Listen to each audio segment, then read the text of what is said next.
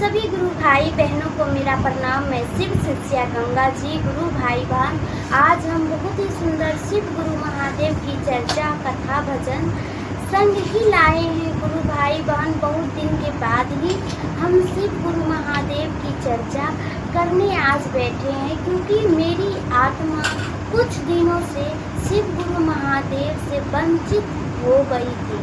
वो चर्चा भजन करने को तैयार ही नहीं थी, जिसकी वजह से मैं भगवान शिव की, महादेव की चर्चा भजन नहीं कर रही थी। तो गुरु भाई बहन, एक दिन मेरे सपने में शिव गुरु महादेव आए थे। उन्होंने बोला कि बेटी, आप तो महादेव की शिष्या हो, तो शिव गुरु भजन चर्चा क्यों नहीं करती हो? बेटी, तुम शिव गुरु महादेव की चर्चा भजन किया करो, तुम्हारा जीवन में हर एक पल सही होगा और सुंदर होगा। गुरु भाई बहन, इसके वजह से आज हम फिर से दोबारा से महादेव की चर्चा फिर से लाई हूँ, भजन लाई हूँ। तो आप सब ध्यान पूर्वक सुनिएगा। गुरु भाई बहन, तो चलिए देर ना करते हुए हम कथा भजन दोनों की शुरुआत करते हैं। गुरु भाई बहन, इससे पहले अगर आप मेरे इस चैनल पे नए होंगे तो चैनल को सब्सक्राइब अवश्य करिएगा और वीडियो को लाइक, शेयर, कमेंट अच्छे महादेव का नाम जरूर लिखिएगा। तो चलिए गुरु भाई बहन, वीडियो की हम शुरुआत करते हैं, भजन की कथा की शुरुआत करते हैं। देवघर घूमे गेला ना शिष्या, शिव गुरु दर्शन देहो।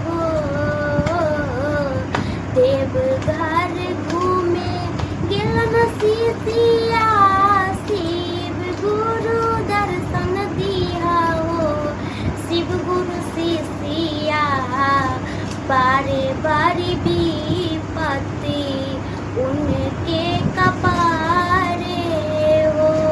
शिव गुरु शिष्या के भारी विपत्तिया बारे कपारे हो। दर्शन दे हो शिव गुरु शिष्या के, दुखवा पार करू हो। दर्शन दी हो शिव गुरु शिष्या के, दुखवा बलैया पार करहो। शिव गुरु शिष्या के कर दुख के किनारा, जीवन सुगम करहो। शिव गुरु शिष्या के दुख कर किनारा, जिंदगी सुगम करहो। गुरु भाई बहन, एक बार महादेव शिव महादेव की मंदिर, महादेव शिव की ही शिष्या बहुत उम्मीद लगा करके सोची थी कि महादेव के शरण में जाऊंगी, भगवान शिव के मंदिर जाऊंगी, चर्चा करूंगी, भजन करूंगी। पर बेचारी ये सब सोच कर ही रह गई और वो कर नहीं पाई। एक दिन ऐसा हुआ, उसके घर एक बहू आई बेचारी। जब से वो बहू आई तो उस सास को, शिव यानी शिष्या को, इतना दुख, तकलीफ, बीमारी सब कुछ से वो पड़ गई।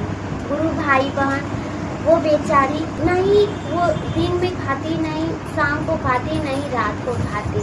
अब बेचारी सुकून से पल भर सो भी नहीं सकती थी और ना ही वो शांति से आराम कर सकती थी, क्योंकि जब से उसकी बहू आई थी तो कहती थी, माँ जी आप सुबह शाम महादेव महादेव करते हैं, घर का कौन काम करेगा? आप नहीं करिएगा तो कौन करेगा? आपको करना पड़ेगा काम। और महादेव महादेव मत रटिए, महादेव का नाम लेने से कुछ नहीं होता है, इसलिए आप महादेव महादेव मत रटिए और जाकर के आराम से आप काम करिए। गुरु भाई बहन, फिर भी महादेव की शिष्या थी बेचारी, तो वो महादेव महादेव करती ही थी। और अब बहू बेचारी को कहती है कि बहू, जब हम काम ही करेंगे तो तुमको किस लिए लाए हैं अपने घर बहू बनाकर, कि जब मैं शिव चर्चा में जाऊंगी तो तुम काम करेगी, अगर मैं ही काम करती हूँ तो फिर शिव चर्चा में जाऊंगी कि काम करूंगी, तुम ही बताओ। तो बहू कहती है, नहीं माँ जी, शिव चर्चा में मत जाइए, अब काम करिए तो काम करिए, नहीं तो हम नहीं रहेंगे। जिसके वजह से गुरु भाई बहन सास को अब घर का टोटली काम करना पड़ता है और महादेव की चर्चा में नहीं उसको जाना पड़ रहा है, क्योंकि समय ही नहीं मिल रहा है तो जाएगी कहाँ से। गुरु भाई बहन अब क्या होता है, वो शिव महादेव की शिष्या तकलीफ में थी, सोच में थी कि कैसी बहू ले आई मैं। गुरु भाई बहन फिर भी महादेव महादेव करने लगी। वो बेचारी कहती है कि अब महादेव का मंदिर नहीं जाएंगे तो महादेव का नाम तो ले सकते हैं, वो घर में ही महादेव का नाम लेती है, रखती है।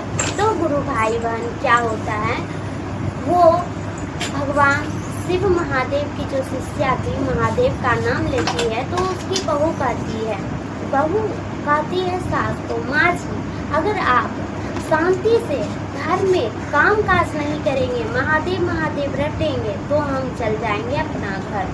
तब गुरु भाई बहन अब वो बेचारी चुपचाप महादेव का नाम लेती थी और काम काज करती थी। एक दिन फिर बहू सुन लेती है, अब तब जा कर के बहू बेचारी क्या करती है कि सास को पीछे से डंडा मारती है, उसका कपाट फट जाता है और जिसके वजह से वो दर्द में होती है, परेशानी में होती है और उसको घर में बंद करके खाना पीना सब बंद। गुरु भाई बहन अब वो सास बेचारी रोती है, बिलखती है, कहती है कैसी हम बहू ले आए।